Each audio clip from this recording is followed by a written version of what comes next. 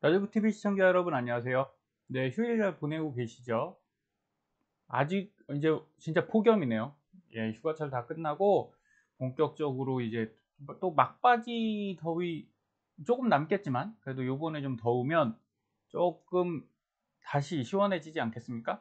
주식이랑 똑같은 것 같아요. 저희가 이 진짜 바닥일지는 몰라도 거의 바닥 구간을 갔다가 다시 반등하는 이 구간에 오니 어떻습니까? 좀 살만하시죠? 예, 이 하락할 때랑은 분위기가 전혀 다릅니다. 그래서 자, 여러분이 현명하게 투자하려면 죄송스럽게도 알고서 투자하셔야 됩니다. 예, 그냥 이렇게 흐름에 따라만 가다 보면 수익 내기가 정말 어렵거든요. 그래서 앞을 미리 예측해라 이런 의미는 아닙니다. 하지만 예, 흐름을 그 감각적으로 파악하실 수 있어야 되고, 감각적으로 안 된다면 예, 차트 공부를 하셔서라도 봐야 됩니다. 지금 상황상 나쁜 상황이긴 한데 그래도 주가는 올라가죠. 예, 이유는 말씀드렸습니다. 더 이상 뭐 할 사람이 없다고요. 예, 여기 이렇게 하락하는 동안 매도를 했기 때문에 지금 매도세가 없는 거죠. 개인 매도세가 없고 예, 올라가니까 예, 이제 여기서 팔았던 분들이 다시 매수를 붙는 매수세가 늘어나는 이런 상황인 겁니다. 그래서 당연한 얘기고, 그래서 바닥 구간에선 사셔야 되는 거예요. 예, 찐바닥 고민하실 거 아닙니다. 우선 사시고 올라가서 수익 내서 다시 매도하시고 이렇게 스윙 개념으로 지금은 적응이 돼야 되고, 지난 방송에서 요 스토캐스틱이 지금 고점 왔다고 했죠. 그래서 요거 내려가면 좀 조정 받을 겁니다. 그랬더니 3일째 지지부진하게 왔다 갔다 하다가 어떻게 됐나요? 이제 최고 36.43까지 갔다가 지금 이렇게 내려가고 있습니다.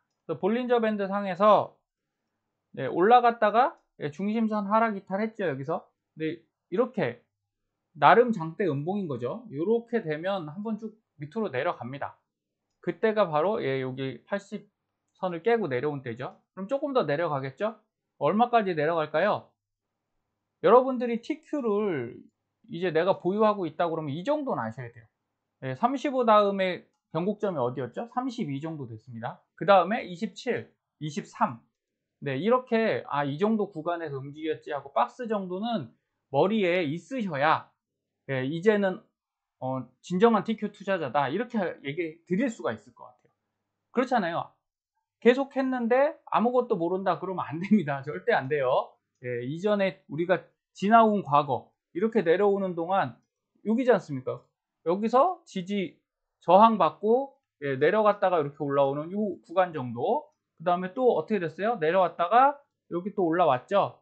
근데 중간에도 이 구간이 있었다는 거예요. 내려갔다가 올라가는 이런 구간 정도는 여러분들이 머리에 외워 두셔야 됩니다. 자, 지금 주식을 사야 할 때인가요? 팔 때인가요? 여러분 스스로 이걸 답을 내세요. 뉴스에서 기대하지 마십시오. 이거는 애널리스트들이나 증권사 직원분들도 다 지금 판반이죠. 그런데 하락하는 동안에는 오히려 상승합니다. 이런 의견이 더 많아요. 근데 막상 또 상승하면 뭐라고 하나요? 이건 진짜 상승이 아닙니다. 조심하십시오. 이렇게 얘기하거든요. 전 양쪽 다 맞다고 생각합니다. 왜? 알 수 없잖아요. 앞으로 알 수 없으니까. 그럼 우린 뭘 하면 되냐? 지금 가격에 충실하시면 돼요. 내가 싸다고 생각하면 매수하시고, 비싸다고 생각하면 매도하시면 됩니다. 근데 그거를 어떻게 하냐? 여러분, 이걸 알아야 하는 문제일까요? 알 수 없어요. 네, 누누이 말씀드리잖아요. 알 수 없기 때문에 개인적인 범위와 차트를 보시고 결정하셔서 매매를 하셔야 된다는 거죠. 자, 과거 이게 99년도 뉴스 자료인데 주식 투자 실패 원인. 주가가 과거보다 엄청나게 많이 올랐고, 그죠? 변동성도 엄청 커졌습니다. 근데 실패 원인은 다 똑같아요. 원금에 집착하는 거. 여러분, 투자를 한다는 얘기가 뭐예요? 돈을 던진다고 얘기를 한 거죠. 던질 투에 자금 찾자. 그러면 던졌다는 얘기는 리스크를 테이킹 해야 됩니다. 내가 리스크를 안고 가야 높은 수익이 나지. 제가 상담하면서 항상 좀 안타깝게 생각하는 부분이, 자, 리스크가 높은 거 아시는데 그거는 안기 싫어하세요. 리스크 높은 건 싫고 높은 수익을 바라십니다. 그건 없어요. 그런 투자는. 그렇죠? 그래서 지금 더 하락하더라도 제가 말씀드리는 거지 않습니까? 계속 떨어진다 이런 게 아니라 반등 구간이 있을 수 있으니까 지금쯤은 그 리스크를 테이킹해서 내가 지고서 그리고서 투자를 해야 된다라는 거죠. 그리고 수익에 너무 조급해 하시면 안 됩니다. 지금같이 경기가 안 좋을 땐 더 그래요. 그 다음에 한 종목에 집중 투자. 그래서 저도 방송을 하면서 말씀드리지만 제가 TQQQ만 사라고 말씀드리지 않죠. 여러 가지 분산을 해 놓으십시오. 여러분이 배워서 하시면 어떤 종목이나 다 똑같습니다. 그리고 신용미수 이런 건 당연히 레버리지 안 쓰시는 게 좋고요. 근데 TQ는 레버리지가 아니죠. 레버리지 투자긴 하지만 우리가 신용미수를 쓴 게 아니기 때문에 상관없어요. 대신 현금 보유와 올라갔을 때 매도, 떨어졌을 때 매수를 꾸준히 하셔야지 저는 안전하다고 생각합니다. 그래서 장기 투자도 그냥 무작정 장기 투자하는 종목이 아니에요. 이거는 흐름에 맞추는 현명한 장기 투자를 해야 되는 종목이다. 가만두면 안 된다라고 생각합니다. 그 다음에 대세 역행, 이게 제일 중요하죠. 이게 제일 어려운 거예요. 여러분 지금이 하락장이죠. 정확히 말하면 지금은 횡보장으로 바뀌었죠. 부분 상승을 했으니까. 자, 그러면 무서워서 이거 떨어지는 쪽에 거시겠어요? 올라가시는 쪽에 거시겠어요? 앞으로 3년치 전망을 하지 마시라니까요. 저는 그냥 6개월치 전망을 말씀드리는 겁니다. 6개월치는 지금 올라가고 있으니까 사야 된다고요. 아시겠죠? 네. 이전에 역대급 투자 실패, 아케고스라는 사모펀드 운영하시던 빌황이라는 분이죠. 한국계 분인데 정말 이틀 만에 22조를 날린 역대급 투자 실패가 일어났죠. 자, 뭐 어쨌든 이 종목인 것 같은데, 자, 이 종목이 이렇게 내려갔는데 상승 구간이 없냐는 거죠. 아니죠. 상승 구간이 있으니까 이분이 투자를 했을 거고, 이분도 주린이는 아니죠. 절대 주린이는 아닙니다. 이렇게 큰 돈을 레버리지 투자를 하시는 분이 주린일 수 없어요. 자, 이런 사람도 원숭이 중에서도 정말 할아버지 원숭이, 고조 할아버지 원숭이쯤 되실 분인데, 나이로 그러는 게 아니죠. 경험치. 이런 분도 떨어집니다. 그러면 이렇게 큰 위험을 감수하자는 게 아니잖아요, 우리는. 어느 정도 내가 감당할 수 있는 그 리스크를 안는 거. 지금은 그게 제일 중요합니다. 그러지 않으면 수익을 낼 수는 없어요. 자, 그 TV 프로에서 6개월 만에 1억을 만드는 투자 비법, 주식 투자 비법. 저는 이런 얘기 하시는 분들이 제일 답답해요. 여기 있는 이효리 씨가 답답하다는 게 절대 아니에요. 오해하시면 안 됩니다. 아니 1억 원을 만드는 주식 투자 비법, 이분이 뭐라고 해요? 2억을 투자하래요. 그럼 마이너스 50%인 거죠. 네, 제가 이거 보고 웃었습니다. 진짜로. 농담이지만 손실 내는 분이 있고 수익 내는 분이 있잖아요. 그럼 1억을 만드시려면 얼마의 시드로 1억을 만들지 본인이 결정하셔야 된다는 거예요. 1000만 원으로 만들지 100만 원으로 만들지 5천만 원으로 만들지 거기에 따라 방법이 다 다르지 않겠습니까? 우리가 하다못해 부산을 내려가는, 서울에서 부산을 가는 방법도 차 타고 가는 게 있고요. 자가용으로. 그렇죠? KTX 타고 가는 거, 비행기 타고 가는 거 다 방법이 다르잖아요. 그러면 여러분도 이거부터 결정을 하셔야 되는 거죠. 제가 TQ나 나스닥 주식을 매수를 하라고 말씀드리는 게 아니죠. 매수하려면 어떻게 해요? 개별의 시그널에 따라서 본인이 원칙을 정해서 투자하셔라, 이런 말씀 드리는 거잖아요. 그러려면 얼마로 투자할지부터 정하셔야 됩니다. 그래서 이런 투자 비법은 사실은 없어요. 제대로 배워서 꾸준하게 하시면 됩니다. 근데 전 더 중요한 게 이걸 아는 거예요. 자금 관리입니다. 자금 관리. 얼마 갖고 만들 건데 이거를 경험상 잘 만들어 놓으시는 분들이 크게 손해도 보지 않고 꾸준하게 이익을 내십니다. 자, 지금은 저는 사야 될 때라고 생각합니다. 제가 뷰가 확 바뀐 게 아니고요. 전 반등 신호를 확인했기 때문에 손해를 보더라도, 중요한 건 이거예요. 손실을 보더라도 리스크를 안고 지금은 산다라는 겁니다. 대표적인 이유 자체가 분위기가 좀 바뀐 건 사실이에요. 미국은 다시 한번 유동성 투입을 준비하고 있어요. 그 인프라 법안이 계속 체류를 했죠. 요 조맨친 의원 때문에 상원에 굉장히 어쨌든 반대를 했는데 설득을 성공했어요. 일주일 전에. 그러면서 이런 것들 481조 원 규모의 법안이 합의가 되면, 여러분 지금같이 유동성장에 이런 거 하면 안 돼요. 근데 그거는 머리의 생각입니다. 미국은 지금 뭐가 중요할까요? 유동성 풀리고 이런 게 중요한 게 아니라 첫 번째는 이거겠죠. 인플레이션을 잡아야 되는데 인플레이션을 잡으려면 투자가 또 들어가야 되죠. 왜? 고용을 계속 지속해야 되니까. 그러기 위해서 어쩔 수 없이 인프라라는 법안 통과를 통해서, 근데 이게 그냥 인프라가 아니죠. 기후, 이렇게 명분이 있잖아요. 신재생을 통해서든 뭘 통해서든 바꾸겠다, 산업 섹터를. 그리고 더 발전된 산업 구조로 만들겠다, 이런 명분을 바탕으로 돈을 부으면 누가 반대를 할 수 없다라는 거죠. 그리고 여기 이제 이런 부분이 발생하는 거죠. 이 조맨친 의원이 반대를 계속 했잖아요. 그런데 결국은 이분이 끝까지 반대를 왜 못했겠습니까? 왜 설득을 당했겠습니까? 한 3개월 전에는 주가가 비쌌죠. 높았어요. 근데 지금은 낮아졌죠. 그만큼 나름의 버블이 붕괴되고 있는 거죠. 꺼지고 있는 거예요. 그러면 이분도 압박을 꽤 받지 않았겠습니까? 주가 많이 내려갔네. 이거 더 내려가면 이거 위험한데?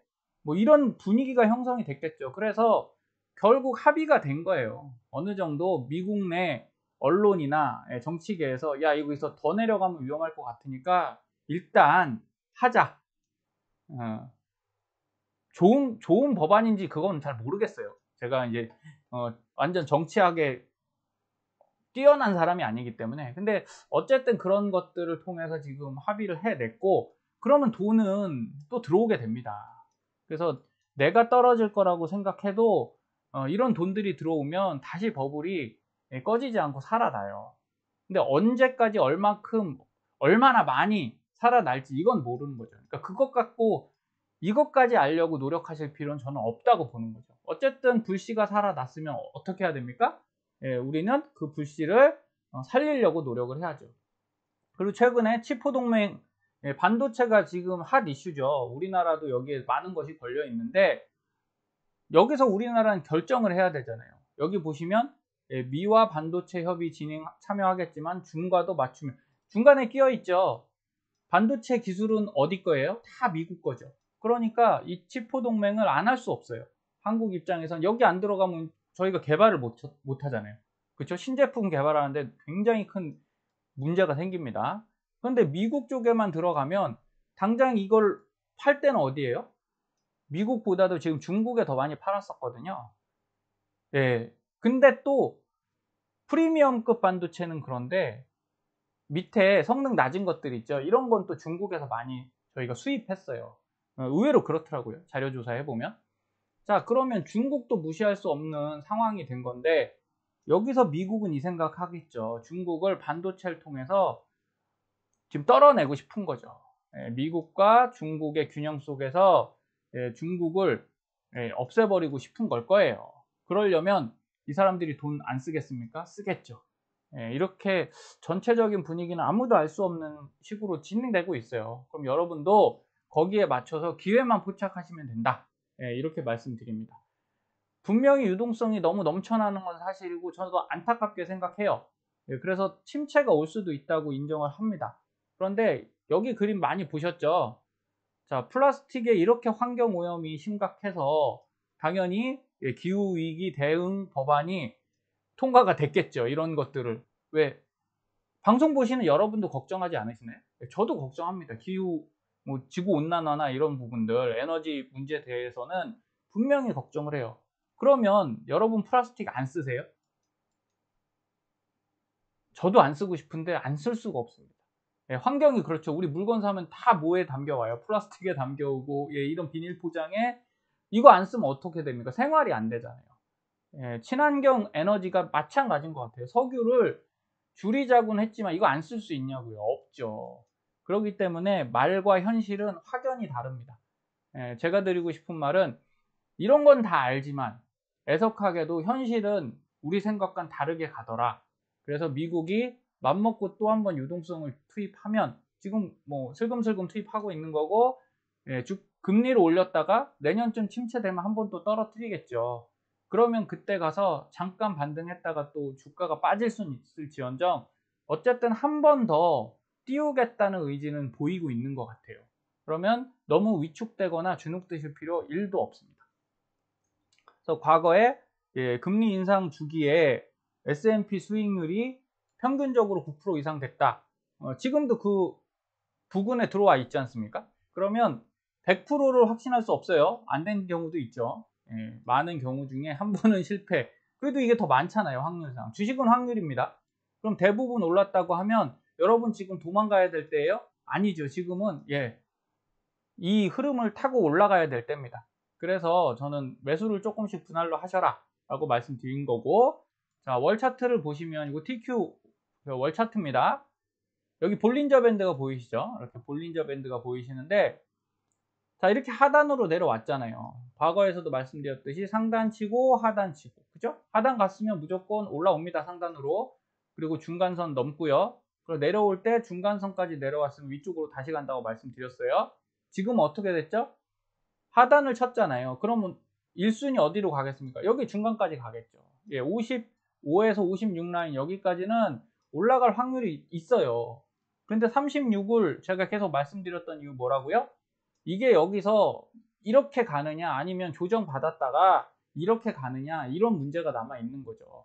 그러면 여기서 우리는 손실 구간에 있었잖아요. 그래서 지금 저도 익절했고 여러분들도 익절이 되셨으면 조금 정리해 놓으셨다가 한 번 더 조정 오는 요 시기를 활용하셔라, 요 얘기입니다. 그래도 지금 같은 분위기면 위쪽으로 갈 확률이 상당히 높아지고 있는 거죠. 확실하다가 아니에요. 확률이 높아지고 있다는 겁니다. 그래서 여러분께서는 여기 TQ 저희 많이 정리했죠. 8월 3일 일주일 만에 거의 다 정리했습니다. 그리고 여기다 물을 다 탔죠. 장기 계좌에다가 쭉 사서 이제 마이너스 6%까지 왔어요. 이게 3%까지 갔다가 마이너스 6 됐습니다. 그럼 한 번 더 오르면 이게 양전이 되던가 아니면 더 떨어지면 여기 계속 사겠죠.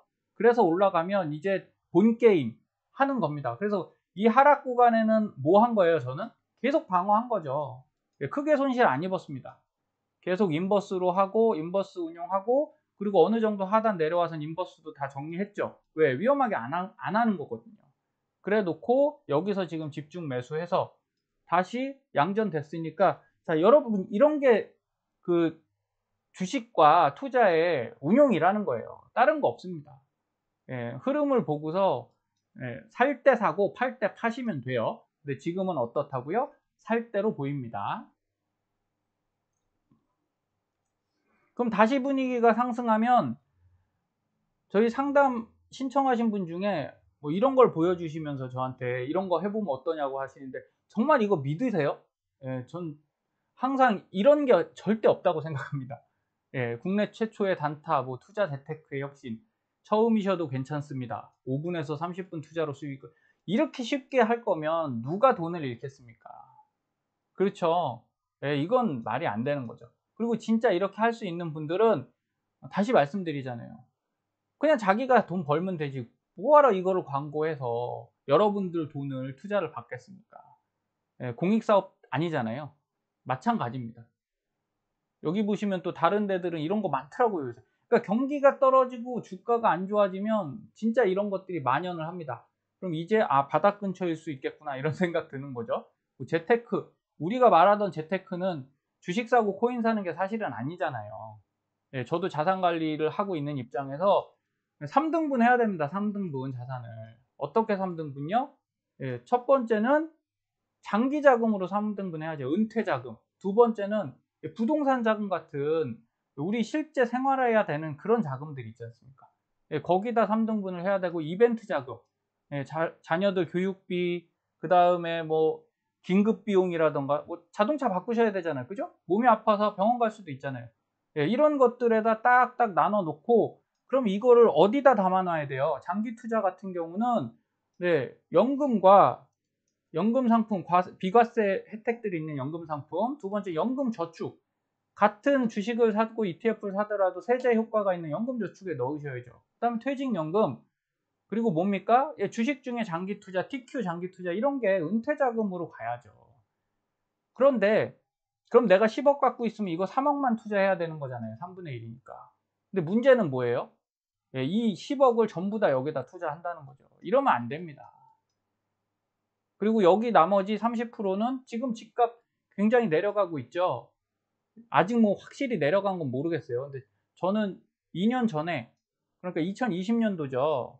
그때 보유하고 있던 주택을, 아파트죠. 예, 매도했어요. 매도해서 그 수익을 갖고 많이 올랐죠. 옛날에 산 거니까. 예, 그걸로 2020년, 21년은 주식을 했고요. 그 다음에 21년, 그때 하락을 했기 때문에 예, 채권과 그 다음에 현금을 들고 있었고, 그래서 아직도 제가 절반은 현금이라니까요. 그리고 나서 지금 하락 구간에 계속 사고 있는데, 제가 이걸 부동산으로 갖고 있었으면 큰 손실은 안 보겠죠. 옛날에 샀으니까. 그러나 작년에 올랐던 그 수익을 현금화할 수는 없었을 겁니다. 그러니까 그렇게 하셔야 돼요. 그리고 단기 자금을 가지고 뭘 하셔야 돼요? 재테크를 해야 되는데, 이런 재테크는 아니다라는 거죠. 거래소 가입을 왜 정상적으로 증권회사에 하면 되지, 왜 이런 쪽에서 하겠습니까? 뭔가 이상하죠. 그리고 수익금 입출금을 안전하게 받을 수 있는 업체에 가입을 도와드립니다. 아니, 당연히 안전해야 되는 거 아닙니까? 증권사에 은행에 넣어놓고 있으면 당연히 안전한데 이걸 뭘 도와줘요? 그런 문제가 아니죠. 그래서 이런 쓸데없는 거에 신경 쓰지 마시고, 여러분들은 더 본인의 투자 자금을 잘 지킬 수 있는 공부를 좀 하시면 좋을 것 같습니다. 자, TQ 주봉을 보면요, 아까 월봉 말씀드렸죠? 다 그걸 가리키고 있어요. 월봉에서도 56 정도까지 올라갈 수 있는 패턴이라고 말씀드렸고, 주봉에서도 볼린저 밴드가 그렇습니다. 여기서 하단 찍었죠? 그래서 지금 중앙선 온 거예요. 중앙선 왔으니 이렇게 내려갔다가 다시 올라갈 수 있다고요. 그거는 가능합니다. 그러면 27까지는 안 내려갈 것 같긴 한데 한 32선까지는 내려갈 수 있어요. 그럼 이때 매수하시면 괜찮겠죠? 왜 이런 얘기를 하냐? 보통 우리가 쌍바닥 얘기하는 게 한 번에 올라가면 이걸 뚫고 올라가는 경우가 생각보다 많지 않습니다. 예, 여기 보셔도 여기 상승하죠? 이때 상승기라고 말씀드렸어요. 근데도 어떻게 돼요? 올라갔다가 여기 내려가죠? 그리고 여기 다시 왔다가 또 부딪힌다고요.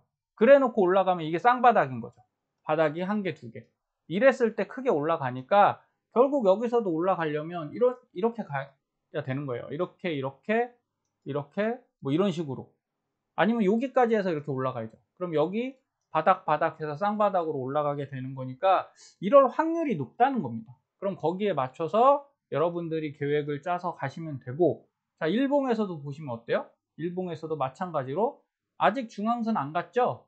네, 안 갔기 때문에 뭐 꼭 닿아야지 내려가는 건 아니에요. 여기 위쪽에 보셔도 중앙선까지는 못 갔지만 여기 볼린저 밴드 상단에서 맞고 떨어졌으니까, 자, 여기서 조정을 받는다, 33이나 32까지 받는다 치면 구름대도 어떻게 되어 있습니까? 예, 여기 이렇게 형성되어 있잖아요. 그래서 여기서 지지를 받고 이렇게 올라간다고 하면 이게 상승일 확률이 지금은 제가 볼 때 70%인 것 같아요. 그럼 여러분, 예, 지금 같은 타이밍이 찬스다. 예, 이때가 찬스가 아니다라는 거죠. 이때가 싸긴 했지만 어때요? 하락했다라는 거죠. 그런데 이거는 지금 상승으로 가는 전환 찬스잖아요. 그러니까 이럴 때 카드를 쓰셔야 됩니다. 배팅도 이럴 때 하시는 게 맞아요. 자, 그래서 아까 자금을 나눌 때 저는 TQ만큼 지금 해외 주식도 갖고 있어요.